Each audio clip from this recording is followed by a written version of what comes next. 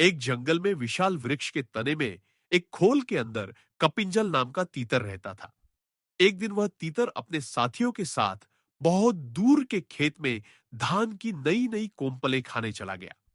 बहुत रात बीतने के बाद उस वृक्ष के खाली पड़े खोल में शीघ्रगो नाम का खरगोश घुस आया और वहीं रहने रहने लगा।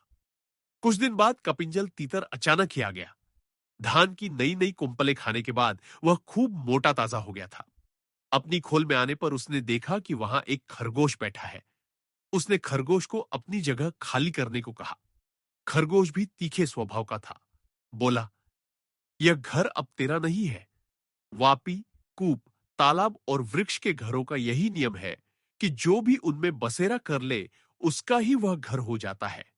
घर का स्वामित्व केवल मनुष्यों के लिए होता है। पक्षियों के लिए गृह स्वामित्व का कोई विधान नहीं है। जगद्दब बरहता गया। अंत में करपिजल ने किसी भी तीसरे पंच से इसका निर्णय करने की बात कही। उनकी लड़ाई और समझौते की बातचीत को एक जंगली बिल्ली सुन रही थी।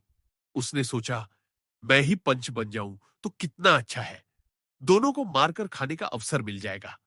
यह सोच हाथ में माला लेकर सूर्य की ओर मुख कर के नदी के किनारे कुशासन बिछाकर वह आंखें मूंद बैठ गई और धर्म का उपदेश करने लगी।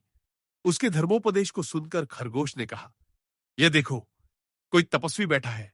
इसी को पंच बनाकर पूछ ले। तीतर बिल्ली को देखकर डर गया। दूर से बोला, मुनिवर, तुम हमारे झगड़े का निपटारा कर दो। जिसका पक्ष धर्म विरुद्ध होगा उसे तुम खा लेना। यह सुन बिल्ली ने आंख खोली और कहा, राम राम, ऐसा न कहो।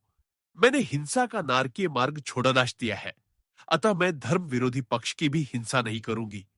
हां, तुम्हारा निर्णय करना मुझे स्वीकार है, किंतु मैं वृद्ध हूं, दूर से तुम्हारी बात नहीं सुन सकती। पास आकर अपनी बात कहो। बिल्ली की बात पर दोनों को विश्वास हो गया। दोनों ने उसे पंच मान लिया और उसके पास आ गए। उसने भी झपट्टा मारकर दोनों को एक साथ ही पंजों में दबोच लिया।